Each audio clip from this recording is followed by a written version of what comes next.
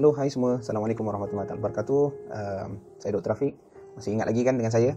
Harapnya semua masih ingat lagi dengan saya. Apa khabar korang semua dekat luar sana? Saya doakan semoga semua sihat walafiat. Dan saya juga di sini alhamdulillah sihat. Keluarga saya juga sihat. Dan saya sekarang berada di rumah untuk self quarantine. Quarantine secara sukarela. Kenapa? Nanti saya ceritakan. Saya decide untuk buat self quarantine. But anyway, saya ingin menyampaikan pesan dan salam daripada Dr. Kamar. Beliau sedang bertungkus lumus di hospital bersama petugas-petugas kesihatan dan rakan-rakan yang lain untuk membendung, untuk mengawal, untuk memberi rawatan terbaik, untuk cuba handle sebaik mungkin penyakit bawaan COVID-19 itu sendiri. Dan kita doakan semoga beliau, keluarga beliau, rakan-rakan dan petugas-petugas kesihatan yang lain sentiasa sihat dan sentiasa terlepas daripada jangkitan COVID-19 itu sendiri. So anyway, saya sebenarnya klinik kami yang saya bekerja decide untuk tutup operasi kami sehinggalah kepada 31 bulan Mac 2020 mengikut saranan Kerajaan Malaysia, iaitu Perintah Kawalan Pergerakan ataupun Movement Restriction Order untuk membendung penyakit bawaan COVID-19 ini daripada merebak. Paling utamanya ialah kerisauan staf tadi klinik dan juga saya sendiri terhadap penyakit ini.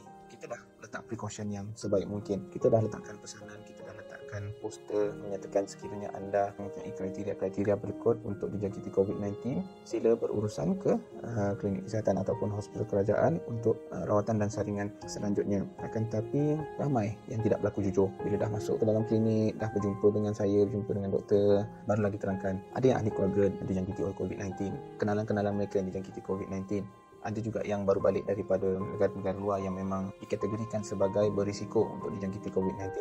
Dan semua-semua tu tak dicerita dan tidak diberitahu pada kaunter saringan, menyebabkan mereka-mereka yang duduk menunggu di ruang menunggu di luar, semua-semua tu pun possible untuk nak dijangkiti oleh penyakit COVID-19. Apatah lagi dengan doktor yang dalam saya lah dan juga staff yang handle. Semua-semua tu ada possible.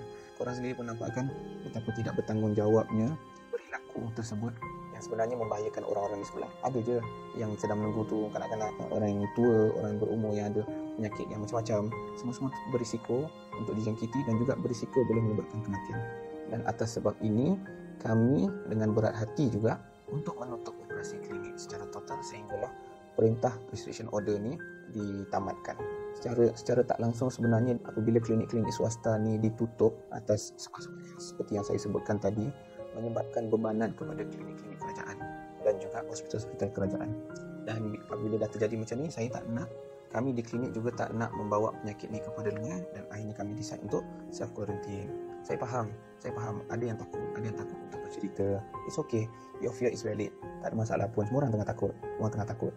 Tapi anda harus faham tindakan anda menyebabkan orang lain, orang di sekeliling anda berisiko untuk dijangkiti dan juga berisiko untuk menyebabkan sampai kepada kematian. Kalau betul-betul risau dan takut, the best is pergilah buat saringan. Tapi untuk nak buat saringan ada kriteria-kriteria tertentu yang membolehkan anda untuk disaring. Yang paling utama ialah yang pertama, sekiranya anda demam ataupun mempunyai masalah pernafasan dan ada berurusan ataupun ada in contact dengan pesakit COVID-19 yang positif dalam masa 14 hari. Yang itu yang pertama.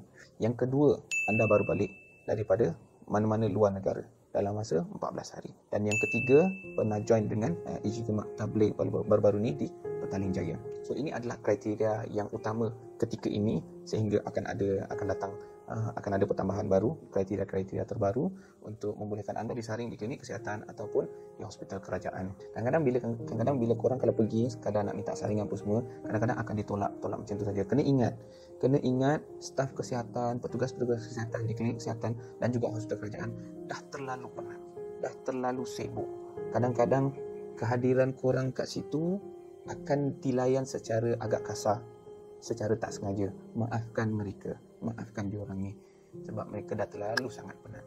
So korang kena tengok kriteria-kriteria yang saya cakap tadi. Anda kata kalau ada kriteria-kriteria tu, sila berurusan serta merta dan sila berlaku jujur. Itu yang paling utama. Yang keduanya, jika anda tak ada kriteria tadi tapi anda takut betul ke tak ada penyakit ni kata, anda boleh buat saringan di mana-mana fasiliti swasta. Dan saya tahu harga dia mungkin agak mahal. Harga dia memang mahal, bukan agak mahal, memang mahal. Sampai kepada 7, 8, 900 pun ada. Sekiranya tak mampu, it's okay, tak ada masalah. Just duduk di rumah, kuarantinkan diri anda di rumah, senyap-senyap kat rumah dalam masa 14 hari. Makan makanan yang sihat, cari info-info bagaimana untuk nak boost your own immunity. Dengan harapan bila anda kuarantin diri, makan makanan sihat, immunity anda semakin baik, secara tak langsung boleh membunuh bakteria, membunuh virus COVID-19 itu sendiri. Dan sekiranya tak ada tanda apa-apa, insyaAllah tak ada masalah apa-apa. possible ke tak possible? Possible. Sekali lagi kalau ngomong tentang betul sehat. Sebab tu disarankan untuk semua orang supaya jangan keluar rumah, duduk di rumah. Sebab kadang-kala ada yang sihat tapi sebenarnya ada penyakit tu, ada bawaan virus tu yang bila keluar berjumpa dengan masyarakat, komuniti di luar, dia akan spread virus tu kepada orang lain. Kalau kepada orang sihat, insyaAllah tak ada masalah apa-apa. Kalau kepada yang risiko tinggi, kanak-kanak, orang yang mengandung, orang yang mempunyai sakit-sakit yang serius, contohnya sakit kanser, HIV, sakit-sakit yang punya imuniti rendah, orang tua yang berumur, semua-semua tu berisiko untuk dapat jangkitan kuman, mempunyai simptom. Simptom tu boleh jadi lagi teruk, boleh menyebabkan kematian. Tengok sajalah statistik sekarang, daripada 1 sampai kepada sekarang, semuanya kebanyakannya ialah orang yang berumur. So, anda bertanggungjawab untuk sentiasa duduk di rumah jika tak ada urusan apa-apa yang penting di luar. Itu saja pesanan saya sementara pukul 4 pagi ni.